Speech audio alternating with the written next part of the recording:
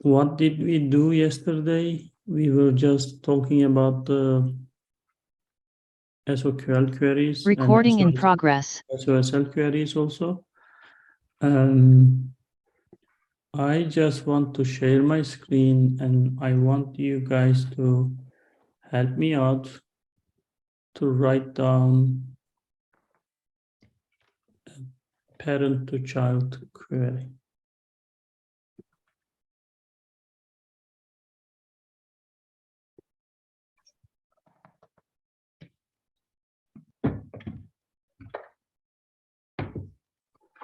All right, now we are starting with the select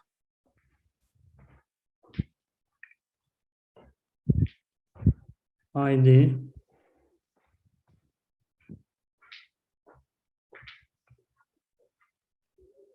I don't know what to do next. Which object? You can Which give me any, fields? or you can check some of the custom objects what we did. You can tell me the objects and I can just try to.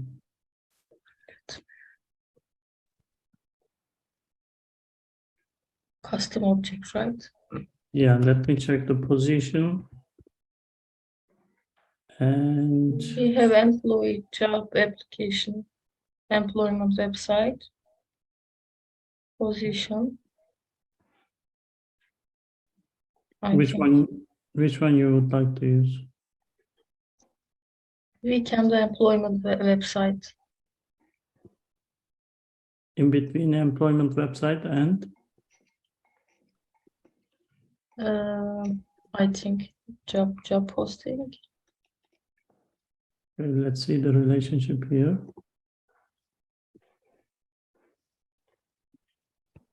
I think there is no related object.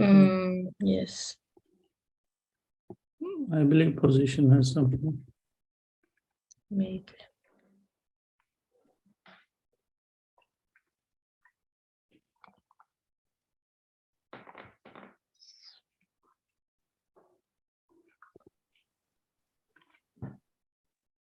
Okay, look up the user. Okay, let's call this one. In between user object and position object. Okay. And I'm just gonna make it blue.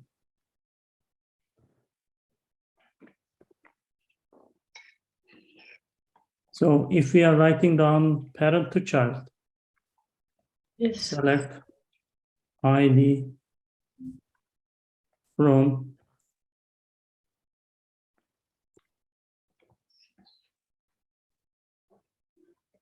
just check the field name and tell me.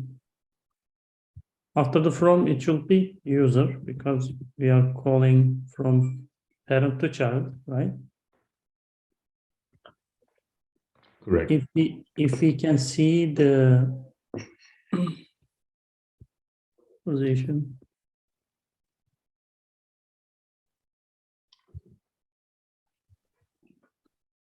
So if I go to the fields and we are looking for hiring manager, I think.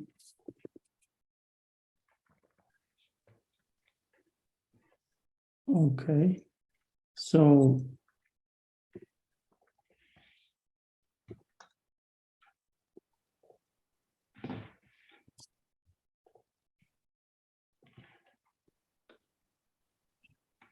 only one thing I don't like about this Salesforce inspector, when you say go back home, it's just taking to the main page.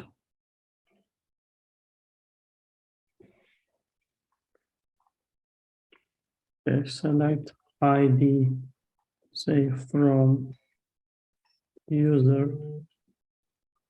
And I would like to insert the child object here because it's gonna be parent to child.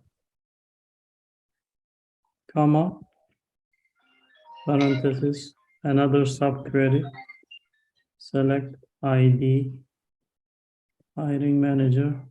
Underscore.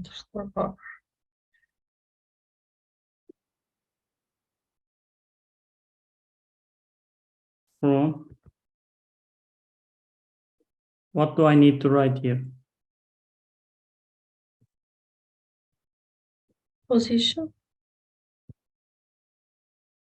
So where do I need to get this name?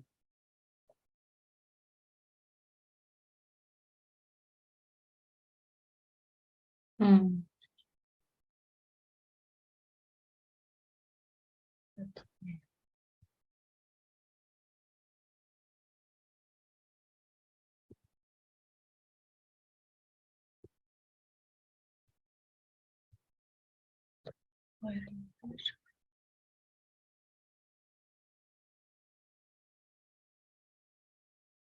I need to check the relationship field, right? Relationship field should be set up on the child or parent. Child. So we are under the child position and we are checking for the relationship field. We need to open this up. If we are writing down parent to child, which name we need to get? Positions. Child relationship name, right? Mhm. Positions.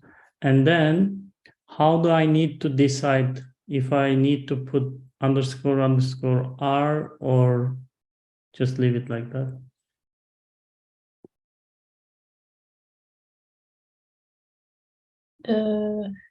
It is a custom field. Okay, so we need to put like this and just execute. Okay, now I want you guys to help me out to write down a child to parent query. We can use the same objects.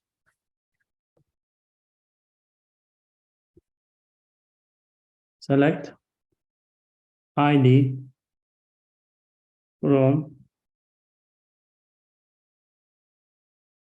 position. Is it enough?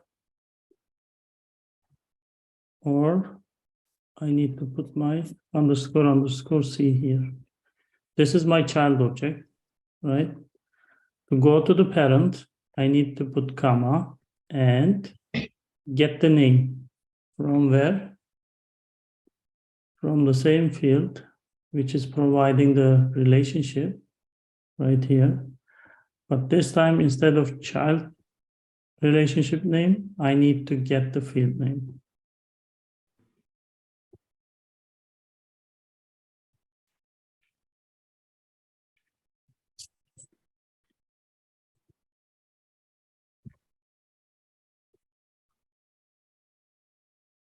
I was expecting field name as a user, but it is showing me hiring manager. All right, so I need to put that on here. And But, or do I need to put any underscore R? I think you should. Because it is a custom relationship field, right? Correct. And then, for example, if I'm looking for another field inside the child object or parent object, I need to go to the user.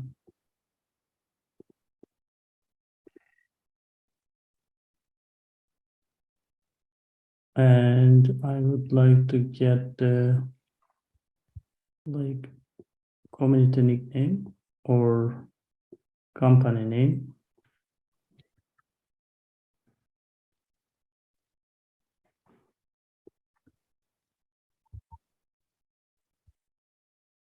After the dot, I need to insert the field name. And then just put another comma. No comma. No. Okay, just try this. See? So sometimes if we go with the like traditional way, what I was expecting as a field name, I was expecting user. Because it's a user object, right? Correct. But instead of that, what did I find over there? It was a hiring manager as a field name, because I'm just typing a query from child to parent. How did I understand that? Because there is no parenthesis inside my query. Yesterday, if you guys remember, there was one query. It was doing a search where in another query, he was using that one as a list because it was not inside the query. But in here, I don't have any parentheses. So, and also what I can see some underscore R, which means like it should be related another object here. And I can say easily this is from child is position. And in between, it is hard to identify here user object, because normally we use the object's name, like parent object's name here.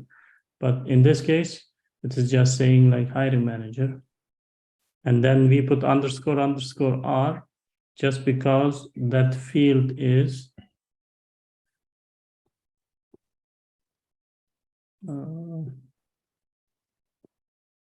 yeah, it's gonna go back. Wait.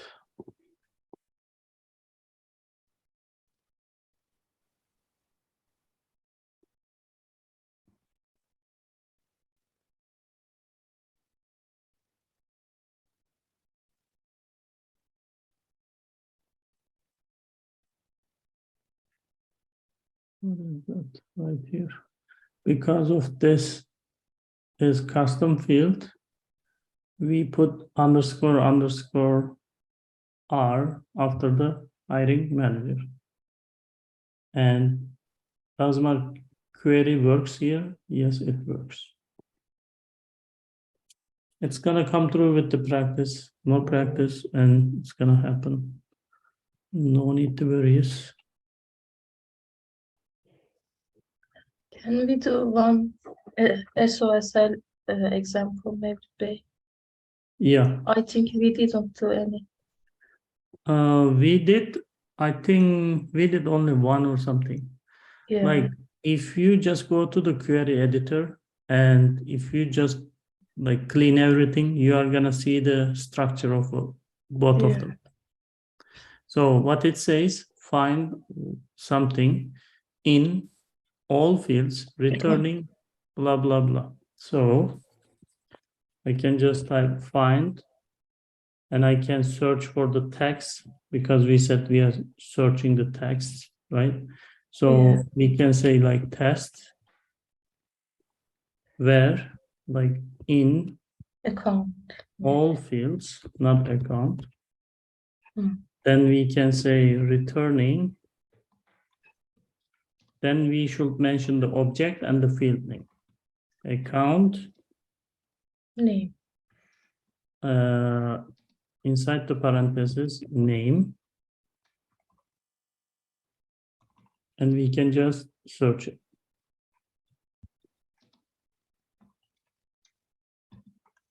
And we can check what is wrong. Error row 1, column 5. Is there any comma or something? Did I miss something?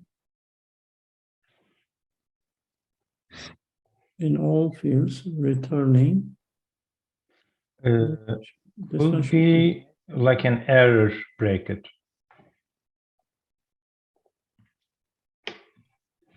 Not like the parentheses. We should use, I think, in where? all the way end. We cover name. Okay, after the name you mean? And Before begin. and after, beside parentheses. Hmm. Here or here? Name, just name. We are covering the just name. We are deleting the parentheses. Are you sure, Tunç? That's how was it look like. Let me try. Hmm. It's not working now. Yeah, it should be normal parentheses like this. Okay. The only thing I'm just checking, like if I make this all Uppercase. fields, something like that. But the error is saying no search term found. Oh, okay. So we should change this one. Maybe you don't have any test. For example, we might use some trigger on the account name. Or does it supposed to be like this? What about fortune tag? But it should be returning. I'm just checking on the account name.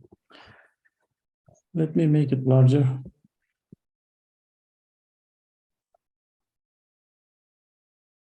Tag, like first name, comma, last name.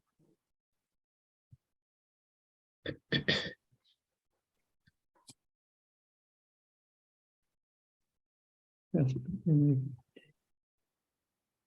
No, something is wrong. Do I have a gap here? No.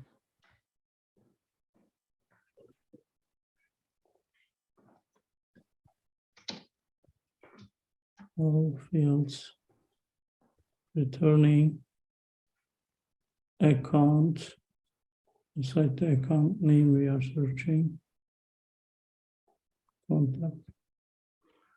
So Okay, I'm just Let gonna me cut check. this one and see the structure. I share it to the chat. Find How it's- what in. How it's mentioned on the Trailhead. I share the query about it. Inside the list of a list, they create It's a fine, kind we are of not using that, but we are using this one. The only difference between that one and this one is these are. But these are, we are using if we are putting them inside the like list of lists. correct. That's why it says. So.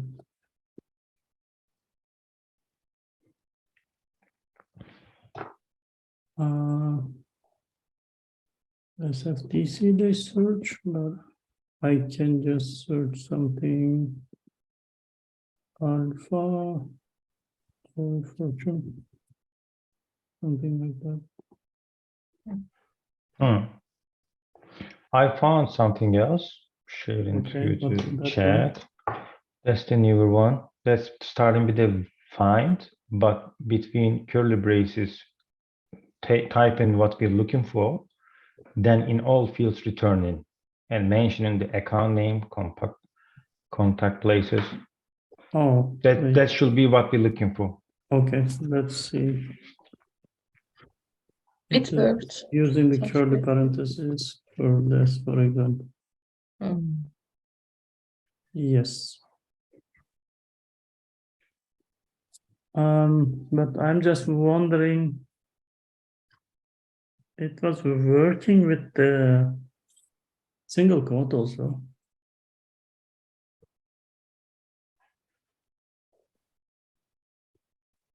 Okay. If I change the name, for example, fortune now. And by the way, there is a note through the Trailhead, and it says, Yeah. the search query in the query editor and the API must be enclosed with curly brackets. In Okay, contrast, so the in wrong contra- portion was the curly brackets. yeah. In contrast, in Apex, the search query is enclosed within single quotes, it says. Can you say that last sentence again? In contrast, in Apex, the search query is enclosed within single quotes.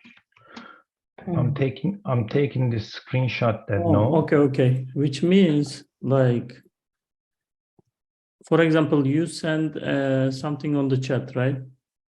Yes, and I'm trying to And share through the Slack. like this for- one. So this is the code we are writing down inside the Apex. That's why we are using single quote over there. Yes. And if we are just typing over the query editor, yes, okay. That should be, This should be the syntax. yeah, the curly bracket. Okay, I'm just updating this also here. Because there is a good deep note, I can say. And I'm just gonna update it over here. It's a good tool, I think, because we can search in different objects. So I'm gonna say in Apex,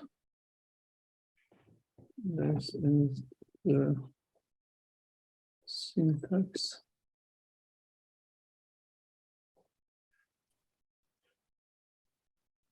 And here I should add in query editor,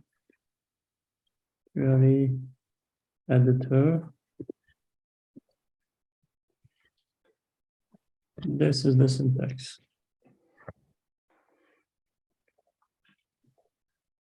So I can make these a different color to make it identified. Now it makes more sense. Because other one is not like false, I can say, because we used it.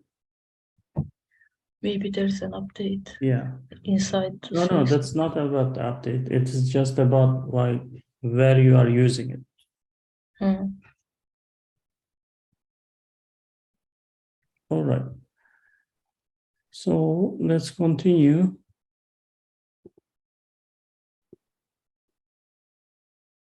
There are some questions like you might get it in on the interview, but maybe you cannot. Like if they would like to see the basic knowledge about like if you use any developer console or something like that, they can ask you, what is the developer console?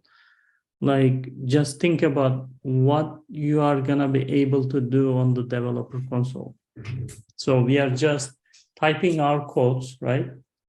We are writing down our like queries, and we can just create our classes, triggers, Aura components, and Visualforce pages. You are gonna see like them later on. But at least you can remember you were typing the classes, triggers over the developer console. The only thing you should mention that it is about the IDE. Since you guys use the VS Code, right? VS Code, what was it? It was another like application you were just using as the IDE, which is integrated development environment. This is integrated to the Salesforce itself, developer console. So developer console is kind of IDE. It is integrated to Salesforce, and you are using it to type your Apex classes, triggers, like your queries, that kind of stuff. Because I also mentioned before, knowing something and expressing that knowledge to the other side, it's totally different thing. You might use it every single day, but it is hard to describe it. That's why if you just use these keywords, it's gonna be fine. If you just explain like it's a IDE, I can type my Apex classes like triggers, I can put my SOQL, SOSL queries, and also what we can do here, this is another thing, right? we can see our logs. We can see like our test results. Nowadays we are using frequently. And checkpoints we don't use usually, but we are using the query editor to type our SOQL or SOSL. These are not really, we are not frequently using them, but we can see the problems also. But you can mention at least logs, tests, and queries from the bottom.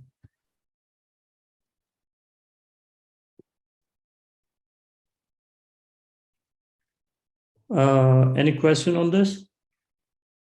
I'm good. I'm good.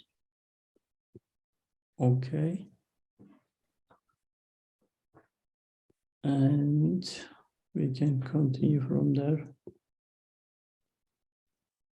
The next question is about the query editor. If they ask you, we are just using it to type the SOQL and SOSL. And remember that they are going to ask you the difference between SOQL and SOSL. This is 100%.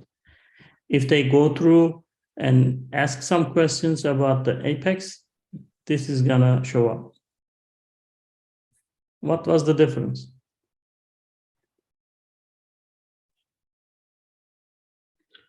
Let's talk about the SOQL first.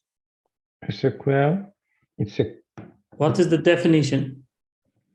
Salesforce object query language. Query language, that's correct. What is the definition of SOSL? Same thing, Salesforce, object, language. This is language. search. So the basic difference is you can query with the SOQL query, you can retrieve some data from somewhere, which is only single object. And for the SOSL, you can do the search in all fields like we did. And you can search in a multiple objects like we did. That's why it was giving us different results for each object. If we would like to increase this and then say, I don't know, position, we need to add __C. And is there a Employee. position name or something? Tell me a field from position.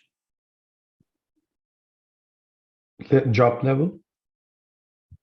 Should be Job in. level. Let me check real quick.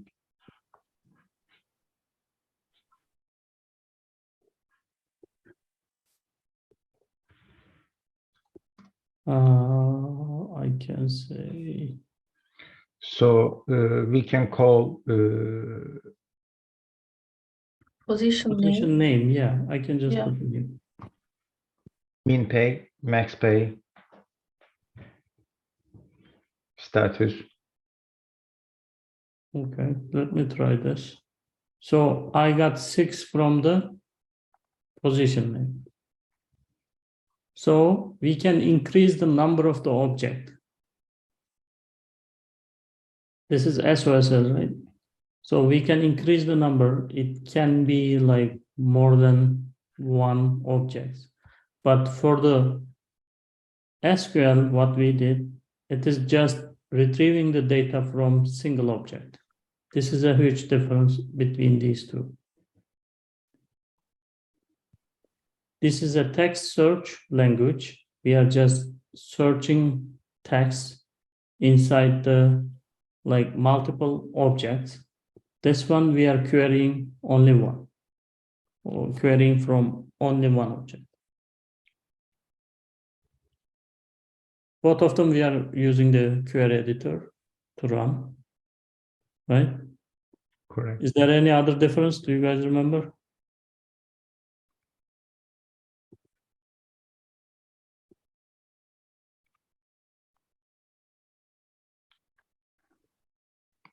I think there's a very tiny difference in syntax. Yeah, syntax is different.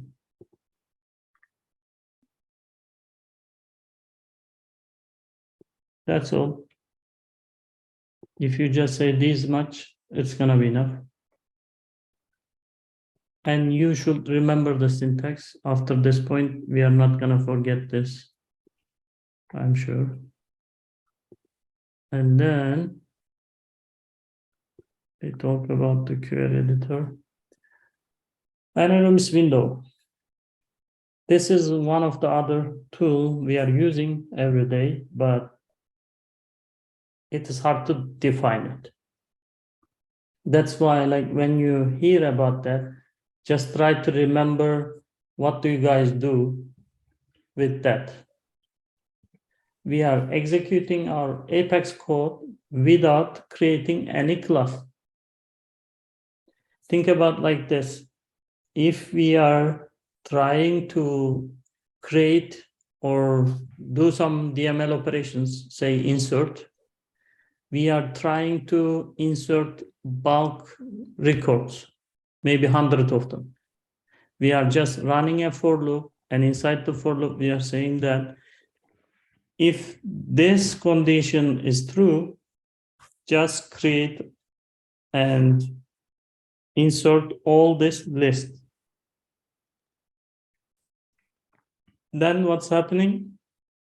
If you limit it with the 100 records will be created on the one go.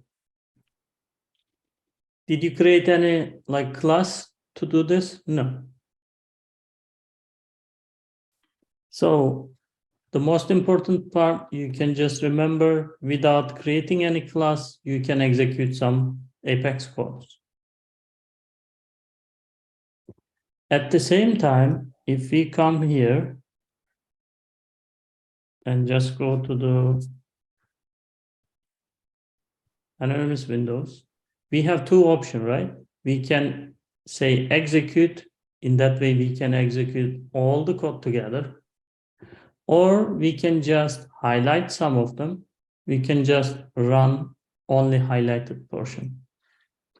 And also, we can describe here, after running the code, I would like to see the log. If I click this one, then this log will be opening here after executing the code. So these are the stuff you already know, but it is hard to remember and say something about it. Without creating any class, execute the Apex code. You can execute all the lines together, or you can just select particular lines and execute that one also. You can open the logs from like after you complete your execution. You can just click that checkbox. Any question on this? I'm good. System debug. So what was the command to see the result in Java? Come out. System out what? Println. System out println or system out print. Mhm. So if you So- use that one, you are gonna see the result on the screen. That's why, like, we are using the system debug instead of system out println in Apex. Why do we need to say this? We need to use this to debug it. That's why it is system debug.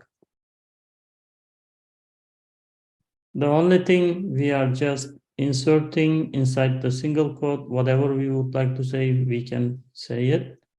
Or sometimes we don't need to use this one if we are using any variable like I or ACC, something like that, or ACC list.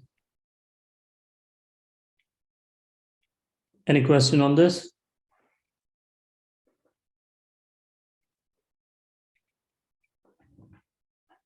I'm good. I think no. What is DML? What is the definition for the DML?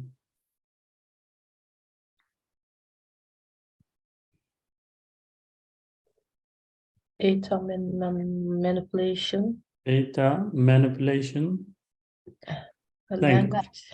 Yeah. So whatever we are doing, like insert, update, delete, undelete, we are manipulating the records. And if they ask you what is upsert is like insert plus update.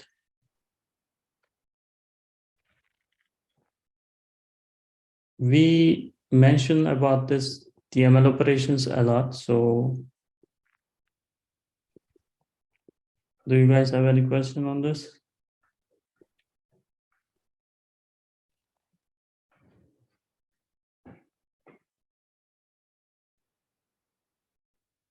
Why do you guys are so quiet today? That's only a, After Going- the dinner? point, kinda, Okay. after all, for the DML operation, I think one of the important part is always perform DML operations in bulk records, because Why is that? that's the important part, because the governor limit, Yes. they would like to hear that answer on DML operation. Why we are creating bulk records on DML operations for the governor limit. Yeah, because just think about like this. Say you are inside the LLM's Windows.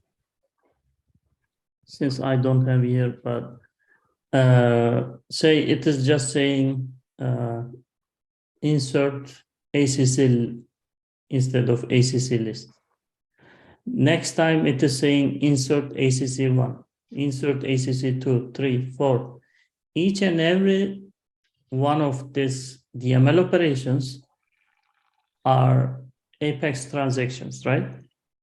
And this governor limits is gonna work, or it is valid for each and every Apex transaction.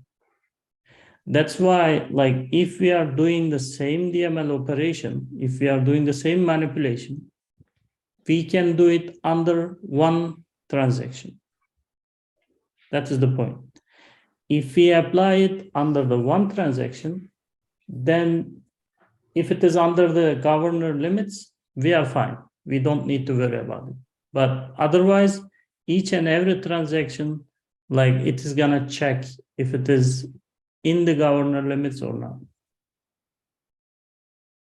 And it's gonna affect the performance if we do it like one by one, or like inside the same code, if we just say like insert this one, then this one, then this one, then this one. Same operation. Why do we need to like wait for the other one? That's why this is important. Tunç is correct. I just want to underline it. Okay, the next one is governor limit. This is another question when they ask you, like, you know some stuff about it, but you are not 100% sure because it's all about the numbers. And each and every, like, governor limits are different according to, like, if you are creating a custom field, it's gonna change according to your Salesforce edition, for example. That's why it is hard to remember all these details. But at least I'm gonna share some, like, some of them. You can just take a note for a few of them. If somebody asks, then you can just explain it. Because when this question comes, it is coming like really this, what is governor limit? So it is a like very huge question. It is easy to ask. So if some of the Apex code exceeds a limit, because we have some limit, there are some like keywords here, like a multi-tenant environment, which means like if you think about like Apex is a building, there are like maybe 50 neighbors sitting inside that building. Say each flat has like 4 tenants inside. If it is like 10 flat over there, it's gonna make like 40 tenants. Since it is a multi-tenant environment, Apex runtime engine strictly enforces the limits. They have to put some limits, otherwise they cannot handle everything.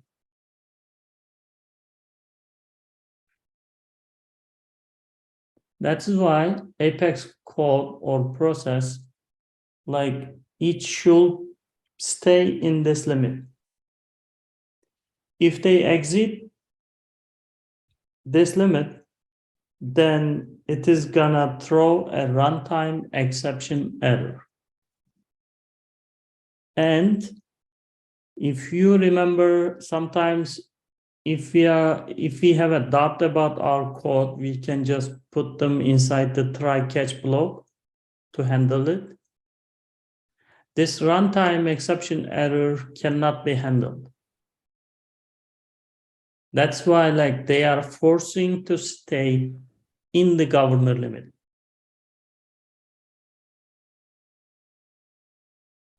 And these limits will be applied for each and every Apex transaction. That's why I was trying to explain like about the DML operation. I can say insert for each and every different record. But in that way, this governor limits will be trying to apply each and every insert operation. Instead of that, if we just insert the list of that records, it's gonna be only one Apex transaction. And governor limit will be checked that if it is under the limit, then let it go.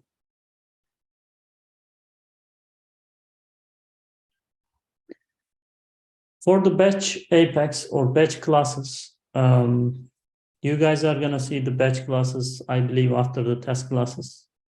So this batch class, it is helping us to stay in the governor limits also. Why? Because batch classes, they will be like resetting each and every time for each execution of the batch. Batch is, how can I explain?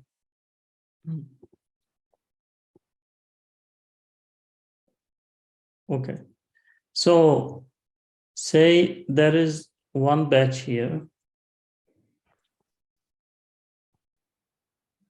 This is batch 1. There is another batch here. This is batch 2.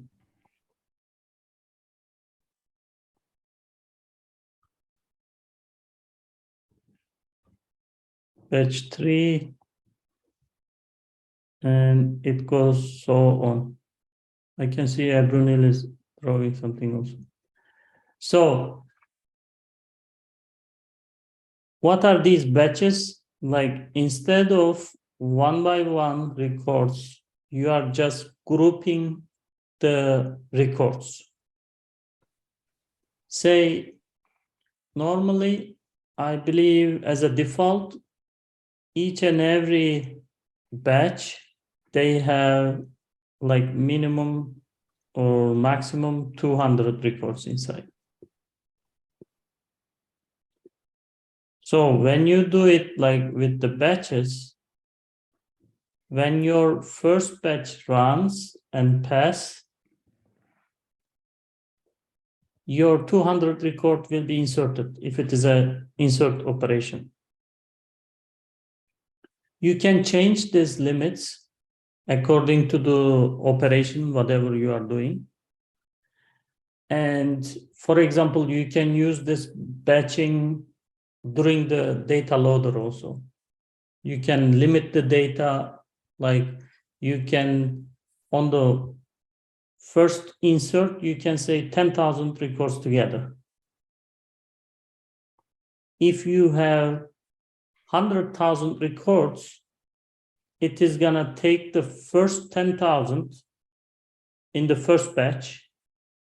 On the second batch, you are gonna complete the 20,000, 30,000, 40, 50, then you are gonna run only 10 times for each batch, like it's gonna be one execution.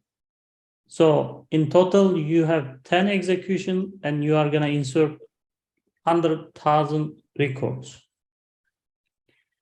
In here, so what it says, each and every time the limits, governor limits will be resetting for each execution of batch.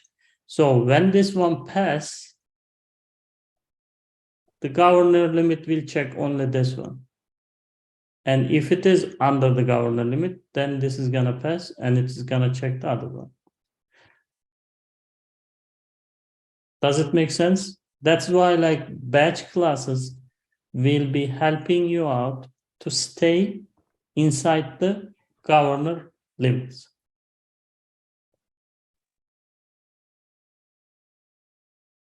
If you remember, we started with like inserting only one record, right? Don't think about the UI side. Just think about the execution on the anonymous windows. We started with the one record, then we went through with the for loop or for each loop.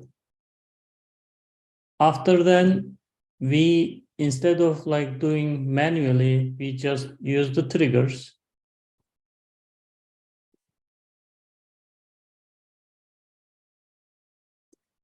And then he's gonna show you, but I'm just giving an idea. Then we are gonna make them in a batch. If we are doing any like lots of data, instead of doing like 5 of them, 10 of them together, we are just batching them and we are just inserting the batch.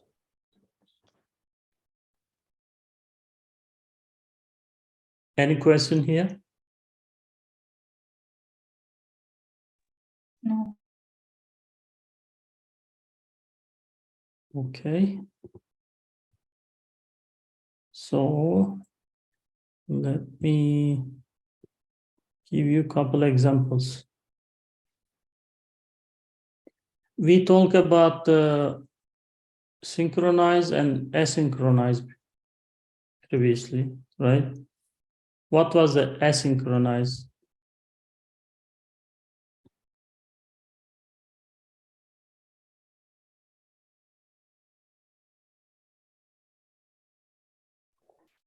When did we talk this? I don't remember this one. Asynchronous, let's say it's not ordered, basically. It's not expecting returns when you request something, right? If we say if it is not expecting the result, that is Return. yeah, it is not waiting for the response. Pardon me, you're right. Yeah, two words. But synchronized one, it is waiting, like it is sending the request. Asla, do you remember now? Yes, I got And it. waiting for the response. We talk about this on the triggers. Like, And I said it's faster if it's not waiting, and you were mentioning it's not just about the time. yes.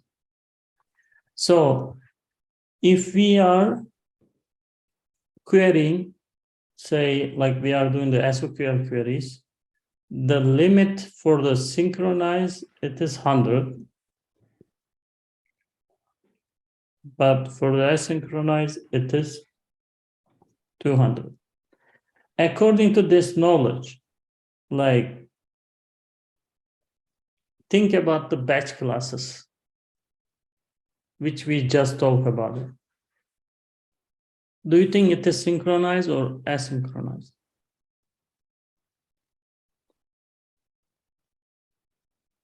My opinion, asynchronous. Which one was the waiting one? Waiting for the response. The Since, synchronized one waiting the response. yes. the Okay. synchronized. In my Actually, opinion, not- it's synchronized, but I don't know. It is not clear for me. It is synchronized and Okay, asynchronous. what did I draw? I draw some batches, like I said, these are the batches, and like we can, instead of one by one, we can put all of them together. Maybe we can increase the limit. If we just think about the data loader, we can make it like 10,000 So it's for synchronized. each, which means we can insert more records on the one go, or I can say one execution. And if it is inside the governor limits, this one can pass through. Like, in that way, you are gonna be able to insert 10,000 records together. Then it's gonna come through this. So the limit will be more. So batch classes, we can say asynchronous. Total number of records retrieved by SQL queries. So this is the total number of query which you can make, which is 100 If But, synchronized. for synchronize, and for asynchronous, it's 200. The records you are retrieving by SQL query, it is 50,000. So which means that if you come through here and type a query from here,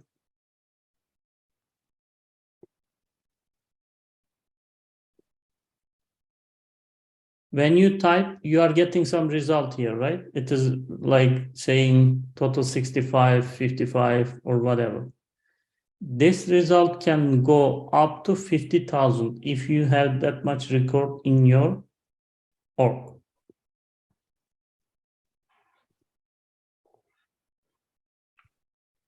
And then total number of SOSL queries. This is for the search. So it is only 20. Total number of SOSL. So you can say 20 SOSL. But 100 SOQL. And the retrieved data or the records can go up to 2000 for the SOSL. You don't need to memorize all this stuff, but when they ask you about the governor limits, you should be able to give some examples. In that way, they are going to understand this as a proof of your experience, because while if you work with like a really deep projects, you should be able to see these limits, because you are going to type everything, you are going to check everything is correct, but at the end of like your execution, your code, you are going to get an error. Runtime exception error. And then total number of DML statements. So since DML statements are like insert, update, delete, undelete, right? It doesn't matter which one you are using, but the total number of DML statement is 150. Mevlüt Bey, I have a question. Yeah. is there any operation to reset this limit or archiving to datas to opening new how can I say that, to work more comfortable in the future? Is there any way to upgrade it? What do you mean? Like, if you are asking me about resetting the governor limits, Yeah, that is why you can use the batch classes. okay. Because think about like this, like there is a limit, and while you are working, like you need to go above this limit, if this is the limit, because you have lots of data and it is giving you lots of like workload. Yes. That's why like you need to find a way to, like, instead of going like this, you need to find a way to like jump from here and come back here somewhere. That's why you are using the batch classes. When you use the batch classes, it is getting this much. Maybe it is going this much, but it is not passing through that limit.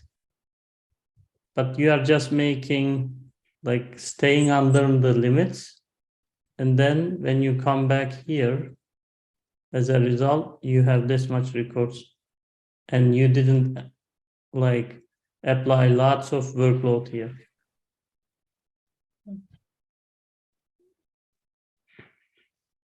So these are the, like, they created these batch classes to find a way to stay Solution. inside the limit as a solution. At the same time, they have to put a limit, otherwise, like, they cannot handle each and every execution. This is not for the Apex, this is for the Java also. When you do something, it's gonna give you an error, it's gonna give you an error, it's gonna give you an error. In that way, it is gonna be able to keep you right here. Otherwise, each and every time you are gonna come like this big request, and it's not gonna pass through.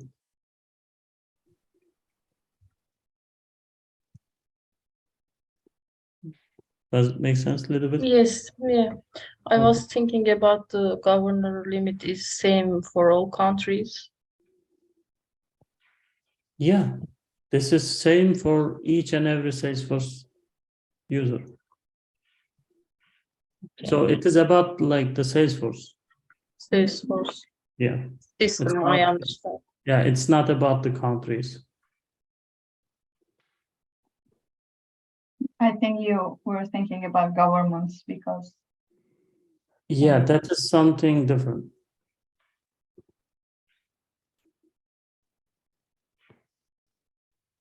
It is coming from like governing something, but they are governing us with their limits. Oh, okay, I was thinking, I think another way. It is about the inside the Salesforce, I think, right? It is totally inside the Salesforce, yes. Okay, I thought they need to how can I say that? They need to listen this limit. like country gives them some limits, Yeah, so yeah. the companies No, have no, to no, no. obey the Because rules. the data security is kind of important for the, I think Yes, it is that bigger is than the correct. companies. It is really important for the companies, but this is just about the Salesforce governor limits. Nobody is forcing, or not another country is forcing the Salesforce to stay in some limit. I understand.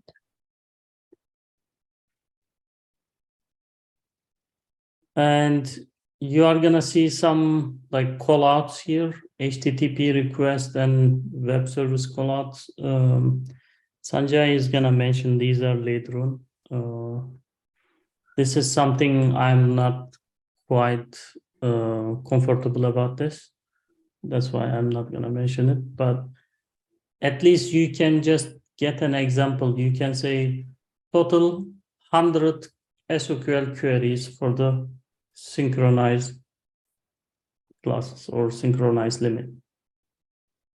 SOSL, it is same for both of them. So you can take this one as an example. The result of the query, which is retrieving or fetching the records, it can go up to 50,000 for the SOQL. It can go up to 2,000 for the SOSL.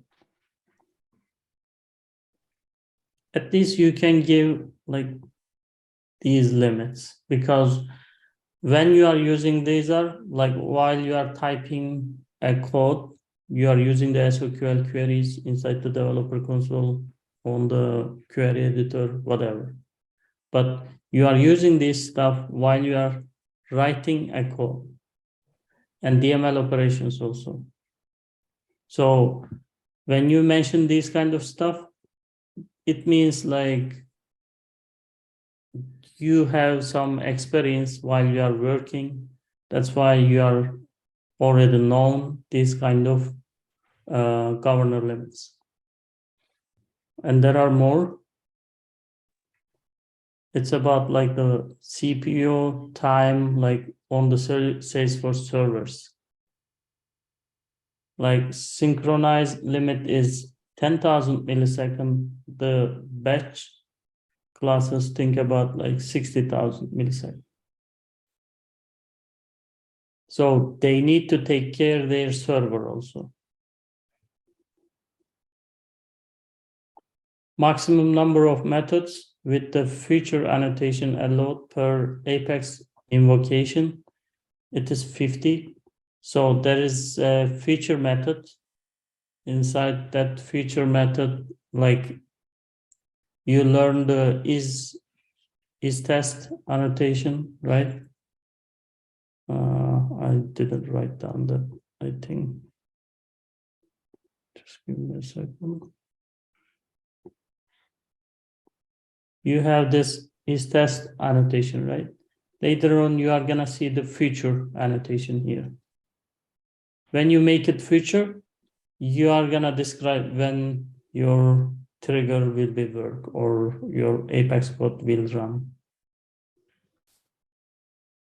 Think about like the setting up the time on the flows.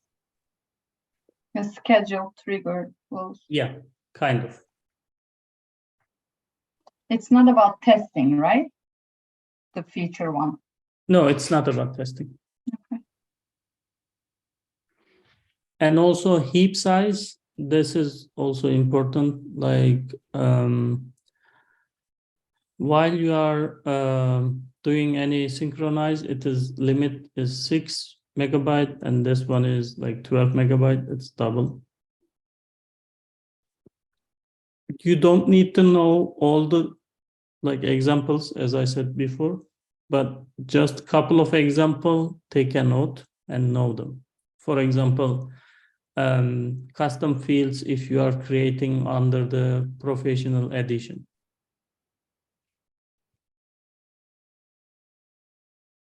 How much was it? 100? Custom field? Yes, if you are creating a custom field in a per object, what is the top limit on the professional edition? It is 100. 100. If it is unlimited edition, 500. then it will go up to 500. These are also limits, governor limits. So you already know that if you add a couple of them from here, 4 or 5 of them, then you are good.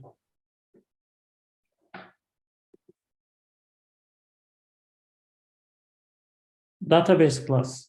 We also mentioned this one a lot, and we always said, like, if they ask you the DML operation, the next question will be the database class, and then next thing, they are gonna ask you to compare it.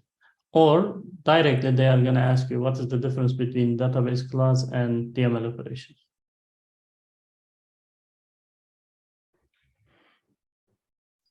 So I think we database, mentioned a lot on this. Yeah. yes, database class basically giving us a chance to, if there is a mistake on the code or operation, it's giving us a chance to implement partially of the code, whatever Yes. we doing. But if we complete and through the DML operation, if there is a mistake on the code, it's not going to allow us to upload some stuff from the bulk operation, I can say. That's correct. And if they ask you like the syntax, or if they talk through about the syntax of the database class, what you should say?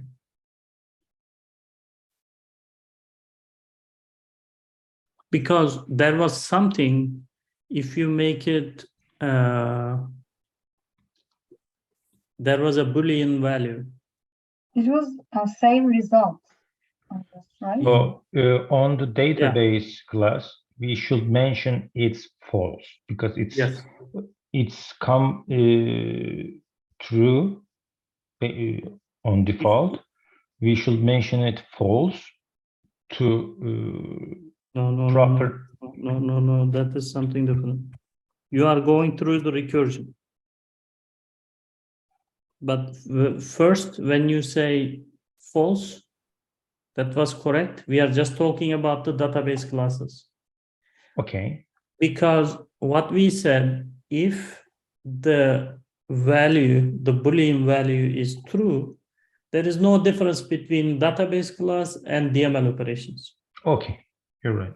In that way, what's gonna happen if you have, say, total 10 records, and 5 of them,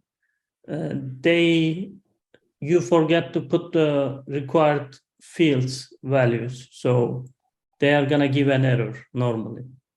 And the other 5 record, everything is full, so you inserted everything, it should be pass.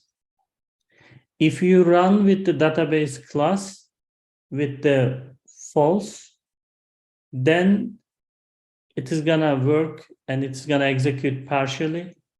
It is gonna be allowing the rollback, which is like the 5 of them will be rollback because they have some required fields are missing.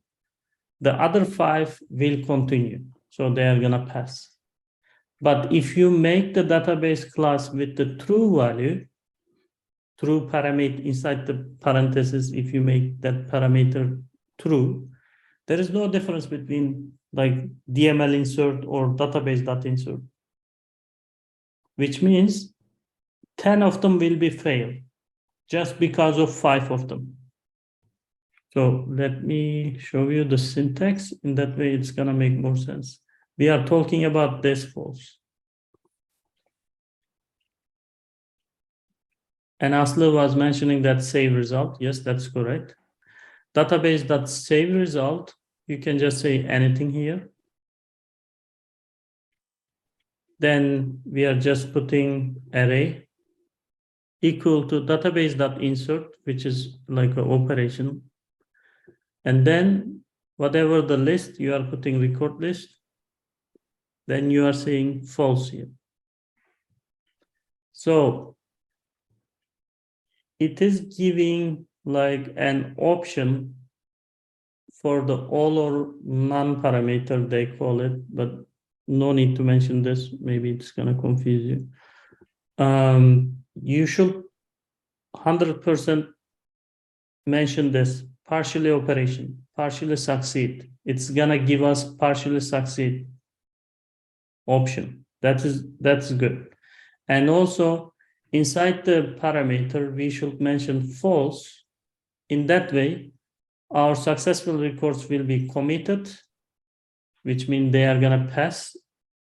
They are gonna go into the database, And if you think about the triggers, like steps, we were just talking, it is gonna be saved but not committed. If they are true, they are gonna go saved and committed. If there are some errors on the some of the records, they are gonna be rollback.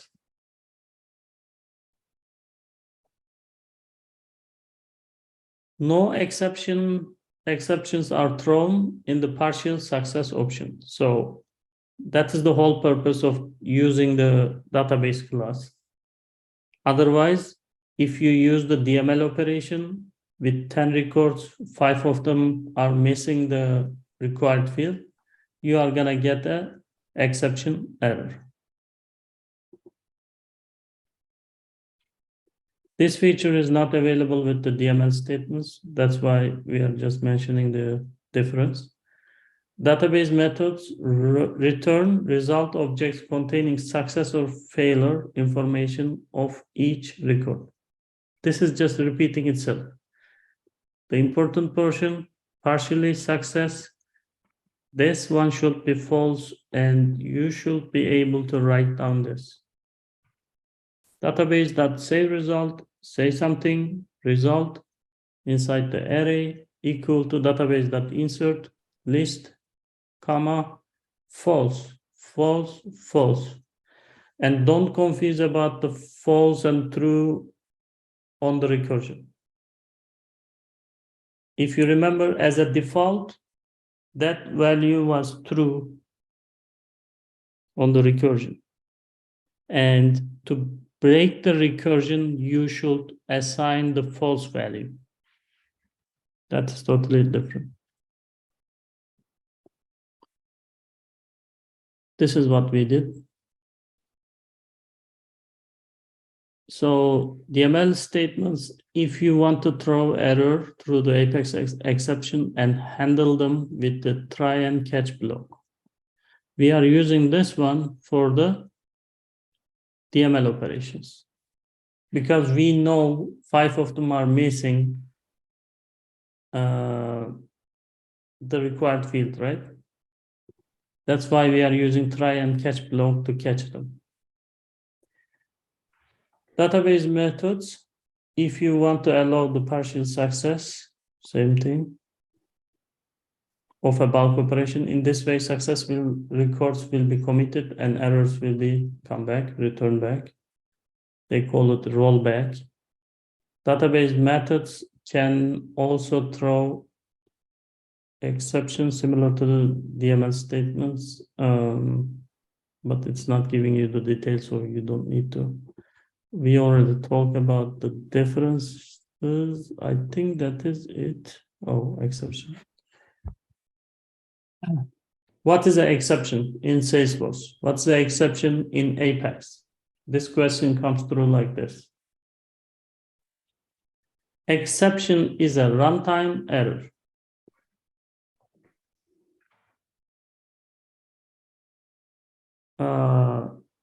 If you guys remember, there was some compile error and runtime error.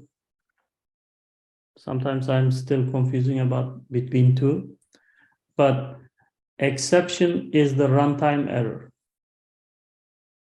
If they are asking any question, we can just say the DML statements or DML operation exceptions. If a DML operation fails, it returns an exception of type of DML exception. While we are reading the error messages, sometimes we can see this. DML exceptions are example for the runtime error, or it's an example for the exceptions. How we can handle the exceptions? We can use the try and catch method. It was right here.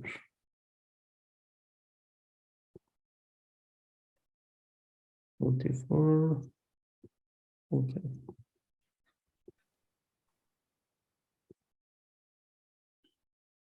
We can catch exceptions in our code to handle error condition via try and catch block. This is the try. Basically, we are just writing a code, and whatever is the code, we are just putting inside the try. And then this portion is same, DML exception E.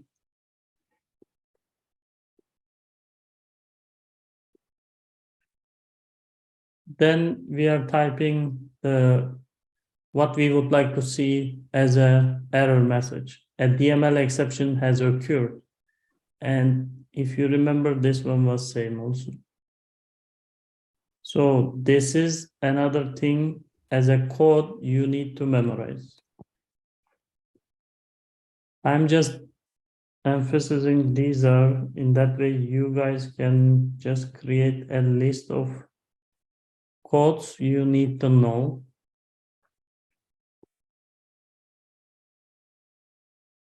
And make them ready. You can memorize it, or you can just type it again and again and you can learn it. It's totally up to you. But if someone asks you, this is something you need to know.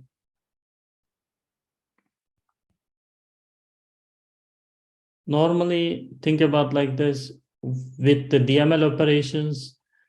Always remember, as an example, if I have 10 records, 5 of them are missing the required field, and I'm just trying to insert them. Normally, they are gonna all fail. But if they all fail, I'm gonna get as a result? I'm gonna get a DML exception error. How can I handle this? I can use the try catch block. If you say I can use the try and catch block, then like how can you use the try catch block?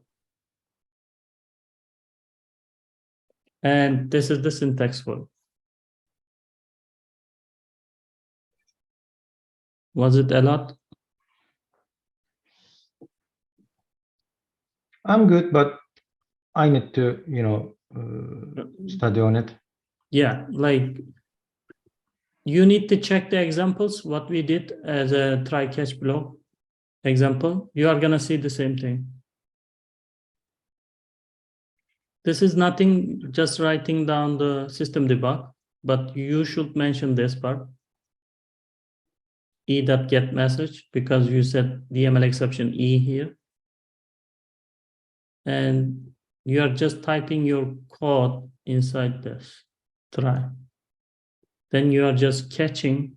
When you catch, if this is the catch, then you would like to see this error message here on the screen.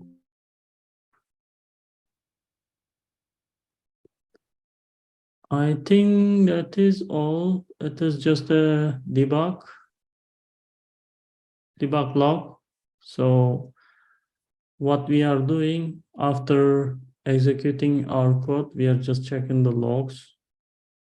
Everything is logged in Salesforce. So whatever you did, you can see the results and status, and what was it about? After executing any anonymous windows, you can also see the logs here and you can debug it if they ask. These are more like stuff you can just think about the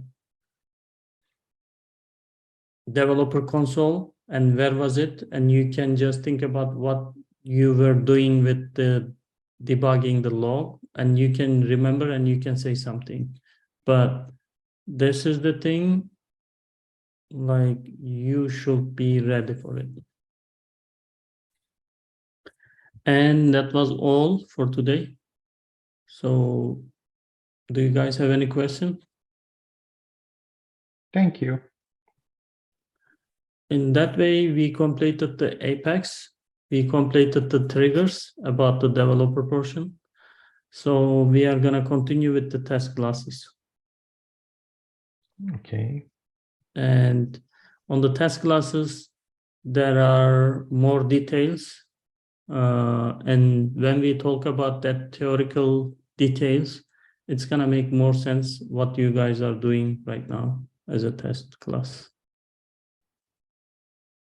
All right, thank you so much Thank you. for being patient with me.